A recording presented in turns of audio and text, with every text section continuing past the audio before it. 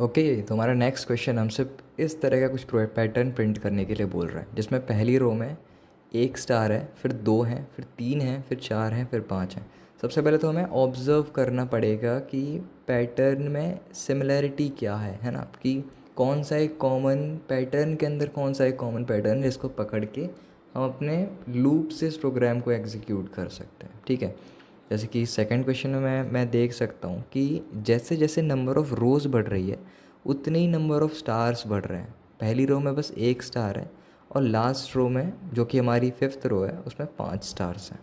ठीक है, तो मतलब मैं ये बोल सकता हूँ कि जो मेरा आउटर लूप है, जितना नंबर मेरा आउटर लूप में बढ़ेगी आई की वैल्यू, उतनी ही नंबर से मेरे इनर लूप में आई की वैल्यू एज अ स्टार, तो value star he of course क्योंकि स्टार प्रिंट कराना है, तो उतनी ही वैल्यू में स्टार्स प्रिंट होंगे फॉर पर लूप। ठीक है, तो एक बार इसका फ्लो चार्ट देखते हैं। प्रोग्राम स्टार्ट होगा।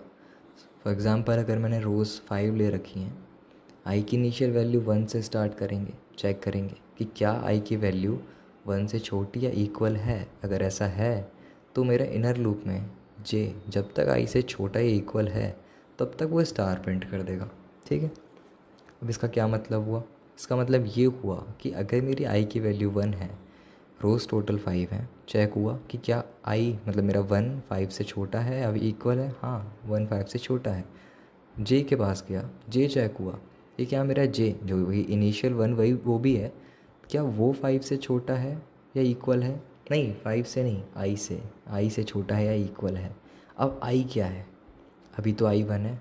ठीक है, तो 1 इक्वल टू 1 तो है। ठीक है, तो प्रिंट करा दो स्टार। स्टार प्रिंट करा दिया। इसके बाद से इसके बाद से वैल्यू एक बढ़ जाएगी। अब वैल्यू बढ़ने के बाद चेक हुआ क्या 2 1 से छोटा है या इक्वल है? नहीं, 2 तो 1 से बड़ा है। अब 2 1 से बड़ा है तो क्या होगा? न्यू लाइन प्रिंट हो जाएगी। ठीक है, न्यू लाइन प्रिंट हो जाएगी और जो कमांड है वो वापस चली जाएगी हमारे आउटर लूप के पास। आउटर लूप के पास कमांड जाने के बाद से दोबारा से वही सिनेरियो रन होगा। अब आई की वैल्यू 2 हो जाएगी, सेकेंड रो में आएगा। ठीक है, न्यू लाइन ऑफ कोर्स जो प्रिंट हुई है, सेकेंड रो के लिए चेक होगा कि क्या जे की वैल्यू अब 2 है। ठीक है, क्या 2 के छोटा या इक्वल है? आई अब 2 हो चुका है ना, तो हाँ इक्वल तो है, तो स्टार प्रिंट कर दो। ठीक है, स्टार्स प्रिंट हो गए। नहीं, पहले जे की वैल्यू 1 थी, 2 से छोटा ही इक्वल है, हाँ है, तो एक और स्टार प्रिंट कर दो। फिर जे बढ़ा, जे 2 हुआ, अभी भी 2 से इक्वल है, एक और स्टार प्रिंट कर दो। अब जब जब 3 होगा जे, तो फिर न्यू लाइन प्रिंट हो जाएगी और वापस से कमांड हमारी आउटर लूप के पास चली जाएगी। इसी तरह से जैसे जैसे नंबर ऑफ़ रोज़ बढ़ेगा उतने उतने स्टार्स हमारा इनर लूप प्रिंट करता जाएगा और कमांड वापस हमारे आउटर लूप के पास जाती रहेगी। ठीक है, तब तक जब तक आई की वैल्यू जो आउटर लूप में है वो रोज़ की वैल्यू से एक्सीड ना कर जाए। ठीक है, अब इस प्रोग्राम को कोड एडिटर में किस तरह से परफॉर्म करना है वो देख लेते हैं। सबसे पहले आई की वो रोज़ की इनिशियल वैल्यू रखी 5, लूप चलाया फॉर आई इन रेंज। कब तक? स्टार्ट किया है 1 से। ठीक है, 1 से स्टार्ट किया है रोज़ प्लस 1 तक।